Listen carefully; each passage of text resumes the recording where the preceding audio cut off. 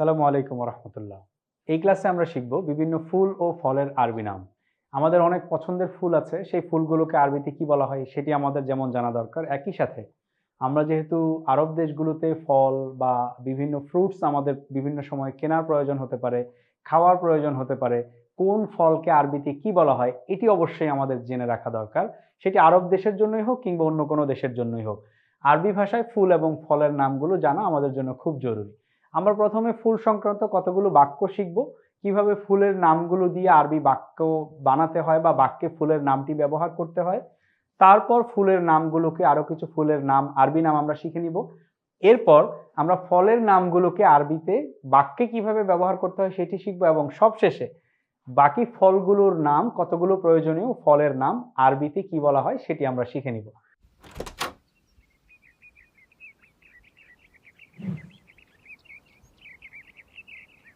প্রথমেই চলে যাব আমরা ফুল সংক্রান্ত বাক্যে। আমরা কতগুলো বাক্যে ফুলের নামগুলোকে আরবিতে কিভাবে ব্যবহার করতে হয় সেটি শিখে নিব। যেমন আমরা যদি প্রথম যেই বাক্যটি রেখেছি সেটি হচ্ছে আপনার প্রিয় ফুলের নাম কি। আমরা যদি কারোর কাছে জানতে চাই কিংবা আমার কাছেই যদি কেউ জানতে চায় কিভাবে আসলে বলবে। এই যে আপনার, এটির আরবি তো আমরা ইতোমধ্যেই জানি, কা অথবা কি। আমরা ছেলেদের জন্য পুরুষবাচক শব্দের জন্য আমরা কা বলবো এবং স্ত্রীবাচক শব্দের জন্য কি বলবো। আচ্ছা, প্রিয় এর আরবি আমরা মাহবুবা এখানটায় লিখেছি। আমরা জানি হব্বুন শব্দের অর্থ হচ্ছে ভালোবাসা বা পছন্দ করা, কাউকে লাইক করা, কাউকে ভালোবাসা, এটিকে আমরা আরবিতে হব্বুন বলি। এই হব্বুন থেকে হাবিব শব্দের অর্থ হচ্ছে বন্ধু, মাহবুব শব্দের অর্থ বন্ধু হতে পারে, প্রিয় জিনিস হতে পারে, প্রিয় মানুষ হতে পারে, পছন্দের ব্যক্তি হতে পারে, পছন্দের জিনিস হতে পারে। পুরুষবাচক শব্দের জন্য আমরা বলি মাহবুব এবং স্ত্রীবাচক শব্দের জন্য আমরা বলি মাহবুবা।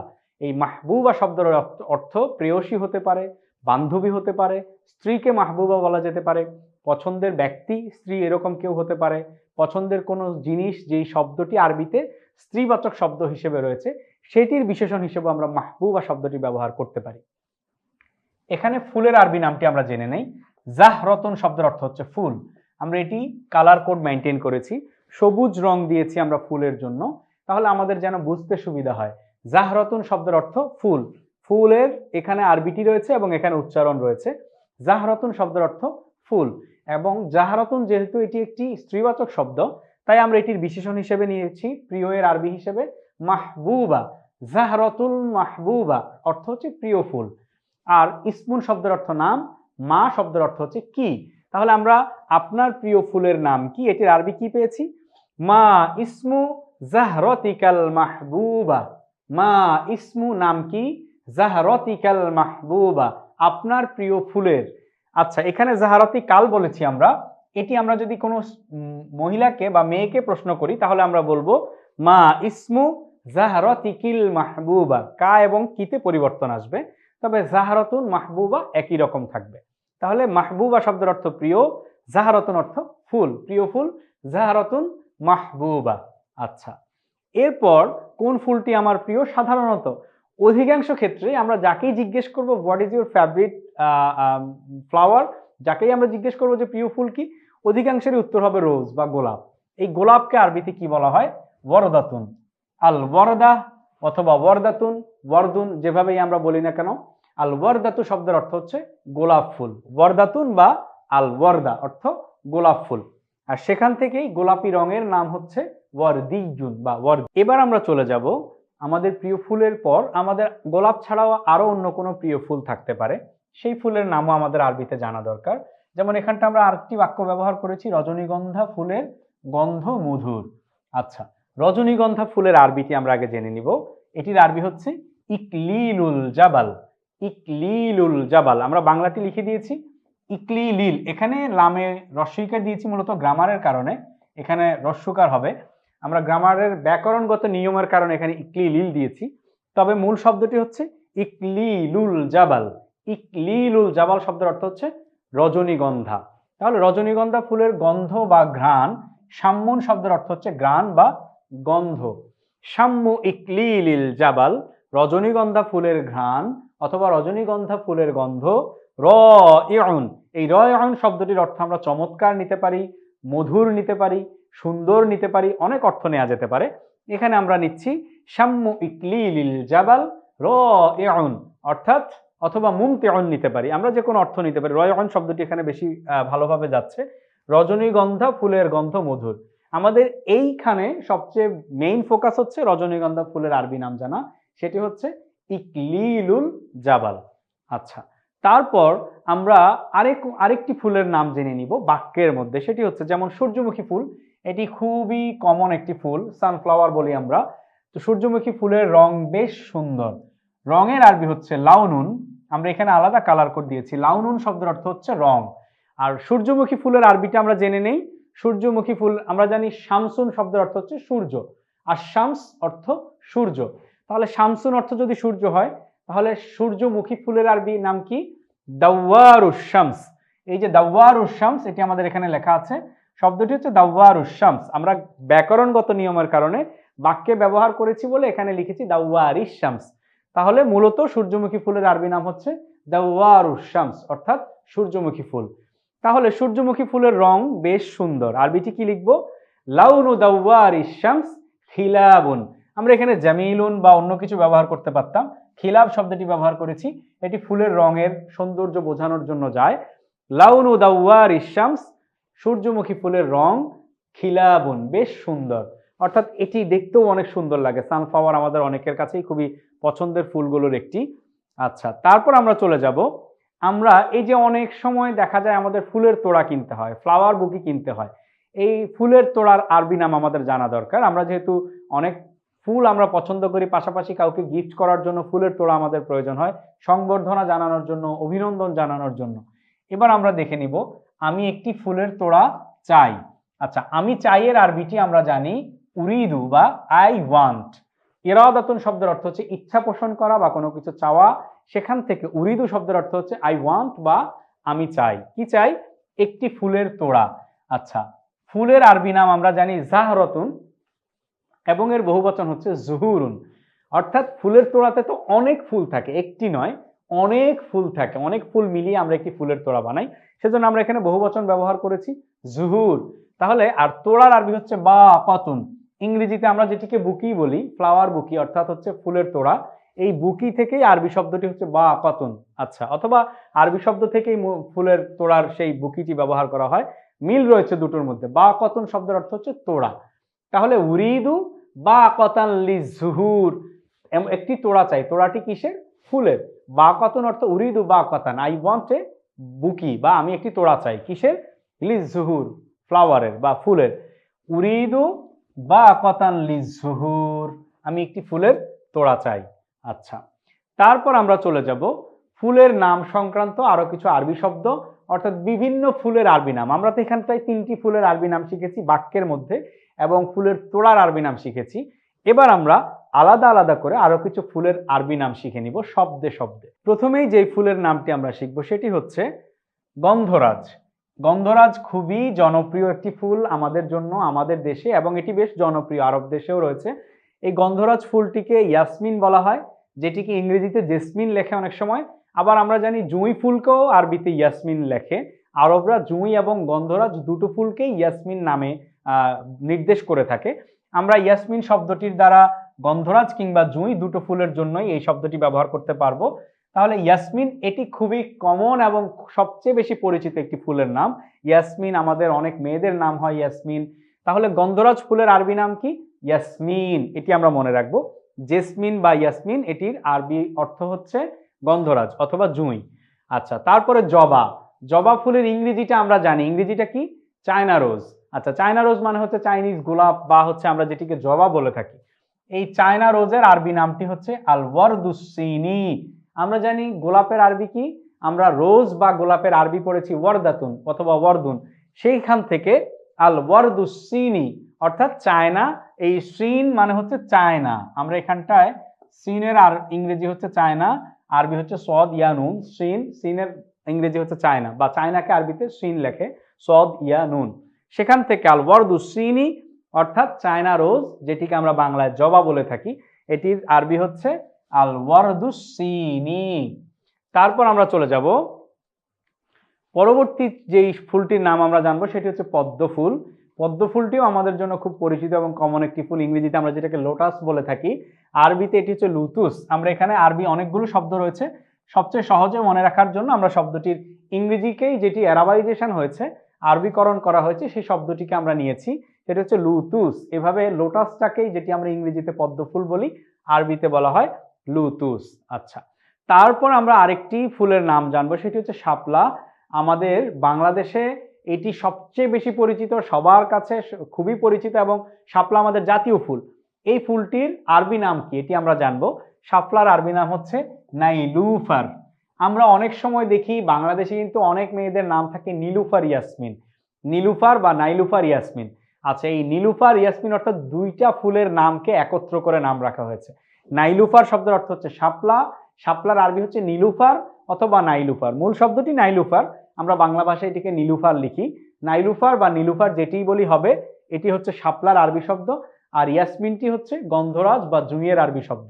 তার মানে আমরা শাপলার আরবি হিসেবে এখানে জেনে নিলাম নাইলুফার অথবা নীলুফার। এটি মনে রাখার জন্য নীলুফার ইয়াসমিন যদি কারো নাম থাকে, সেটি মনে রাখলে আমরা একসাথে দুটো ফুলের নাম মনে রাখতে পারছি।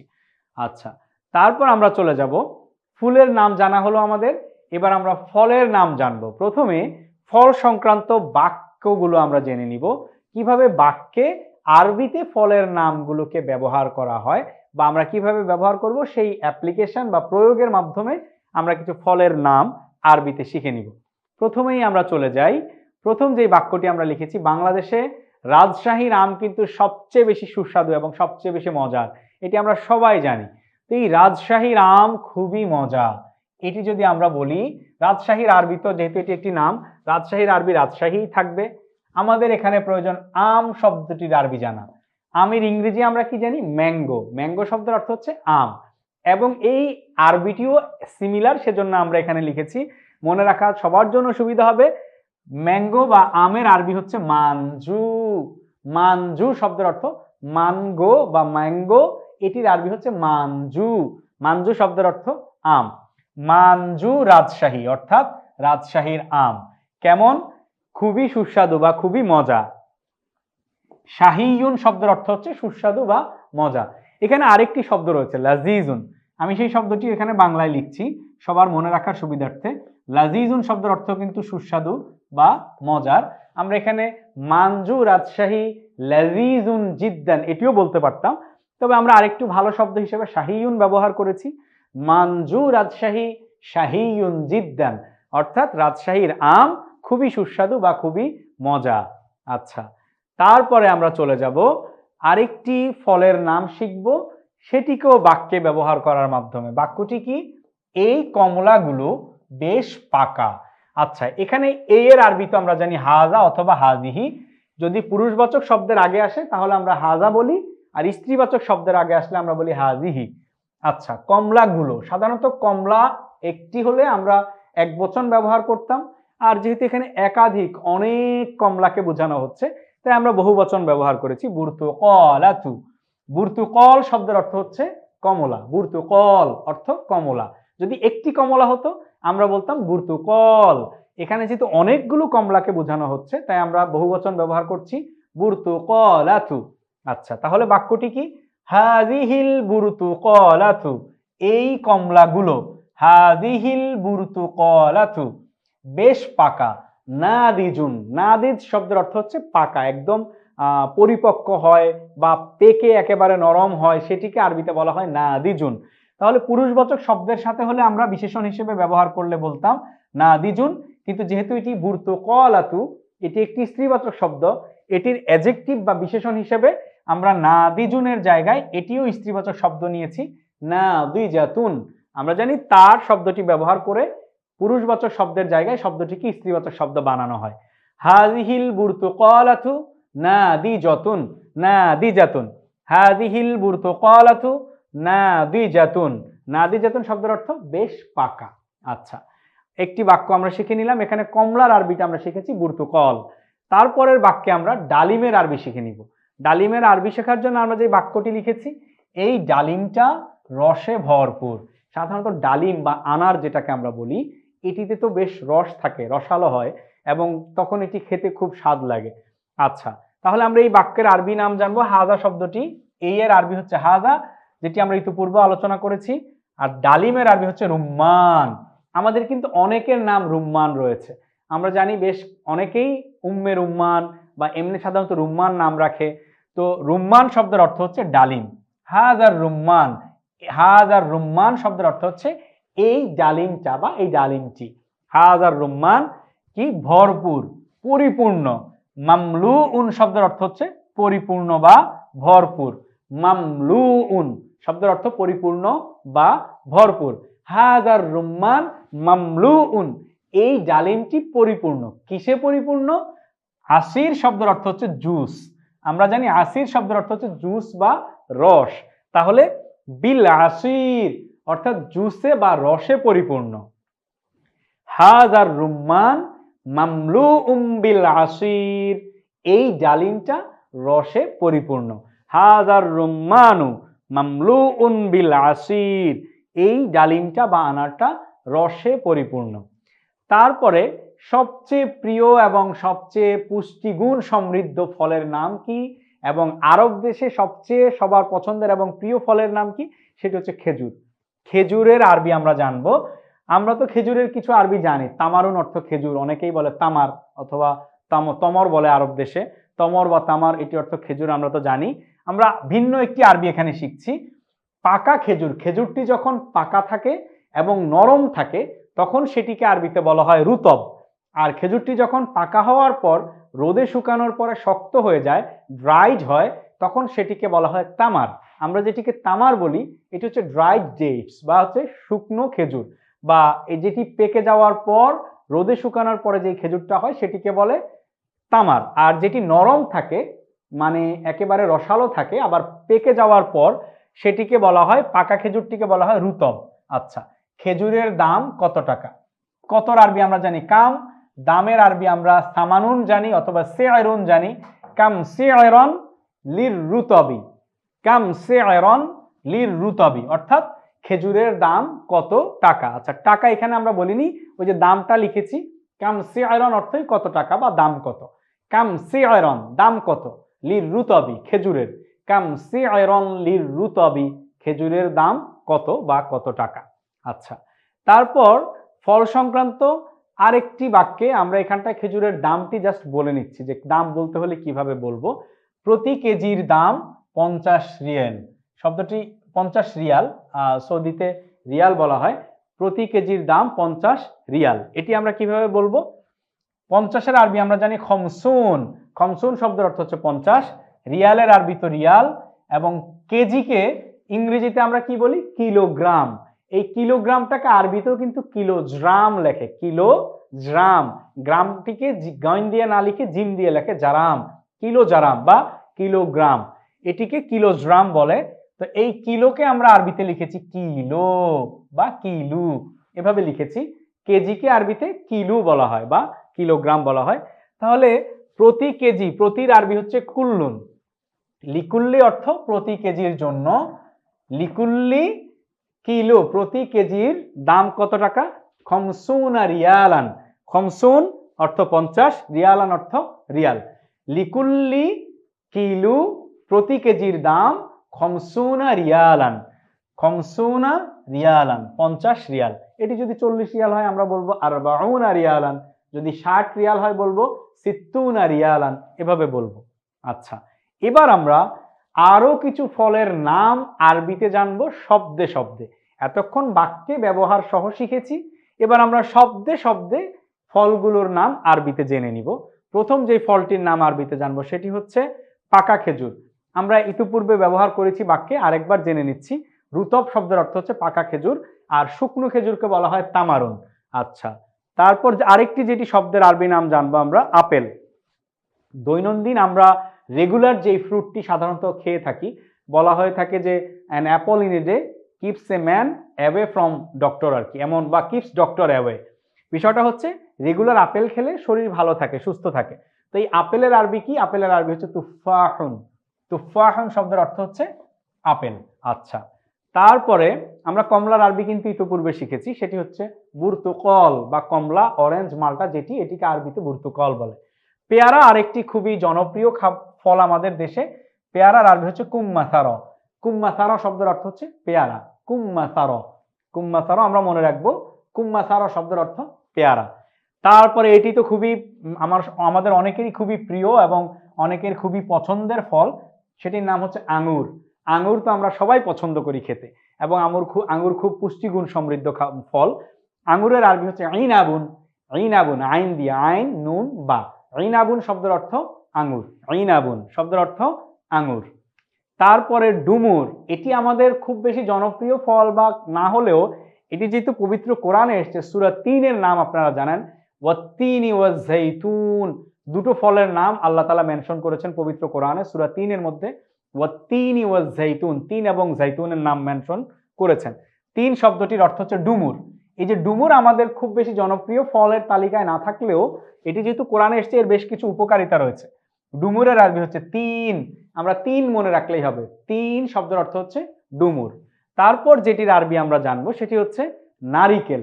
আমাদের গ্রামে বা শহরে সব জায়গায় আমাদের কাছে খুব জনপ্রিয় একটি খাবার। সাধারণত ডাব আমরা খেতে পছন্দ করি, এটি একেবারে ম্যাচিউর পর্যায়ে যায় যখন, তখন এটি নারিকেল হয়। আচ্ছা, এই নারিকেলের আরবি হচ্ছে নারজিল। নারজিল শব্দের অর্থ হচ্ছে নারিকেল। নারিকেলটাকেই আরবিতে বলা হয় নারজিল। নারজিল বা নারিকেল, এটি আমরা মনে রাখবো। নারিকেলের আরবি নারজিল। আরেকটি আমাদের প্রিয় ফল রয়েছে আনারস। আনারসের আরবি হচ্ছে আনানাস। এটি অনেকেই আমরা জানি এবং শব্দটি দেখুন খুবই সিমিলার উচ্চারণের দিক থেকে। আনারস, আনানাস, মনে রাখা খুব সহজ। আনারস, আনানাস। আনানাস শব্দের অর্থ হচ্ছে আনারস। তারপর আরেকটি আমাদের খুব সবচেয়ে কমন এবং সবার খুব হাতের কাছে যে ফলটি পাওয়া যায় এবং আমরা খুব পছন্দ করি, যেটি আমাদের শরীরের জন্য অনেক উপকারী, এটা হচ্ছে পেঁপে। পেঁপেকে আরবিতে, ইংরেজিতে বলা হয় পাপায়া। ওই ইংরেজি পাপায়াটিকেও আরবিতে বলা হয় একই নাম, যেহেতু ইংরেজির যে পি সাউন্ড, এই পি সাউন্ডটি যেহেতু আরবিতে নেই, বরং এই পি সাউন্ডটিকে আরবিতে বা দিয়ে উচ্চারণ করা হয়, বা দিয়ে পিটাকে উচ্চারণ করা হয়। সেজন্য আমরা পাপায়ার জায়গায় লিখেছি বাবায়া, কারণ আরবিতে পির যে সাউন্ডটি এটি নেই। আরবিতে আছে এফ, এফ এর সাউন্ড আছে ফা, কিন্তু পি এর সাউন্ড বা ধ্বনিটি নেই। এই জন্য আরবিতে পাপায়াকে ইংরেজিতে আরবিতে লেখা হয় বাবায়া। তাহলে পেঁপের আরবি হচ্ছে বাবায়া বা পেঁপে। পাপায়াকেই আরবিতে আমরা লিখি বাবায়া বা পেঁপের আরবি হচ্ছে বাবায়া। এই ছিল আমাদের ফুল এবং ফলের নাম সংক্রান্ত আজকের ক্লাসের মূল আলোচনা। আমরা অনেকগুলো ফলের নাম শিখেছি, অনেকগুলো ফলের নামকে আরবি বাক্যে ব্যবহার করা শিখেছি, অনেকগুলো ফুলের নাম শিখেছি, আবার ফুলের নাম সংক্রান্ত বাক্যে কিভাবে সেগুলো ব্যবহার করতে হয় আরবিতে সেটি শিখেছি। এই ক্লাসটি, আজকের ক্লাস এতটুকু পর্যন্তই। পরবর্তীতে আবার দেখা হবে সবার সাথে। সবাই ভালো থাকবেন, সুস্থ থাকবেন।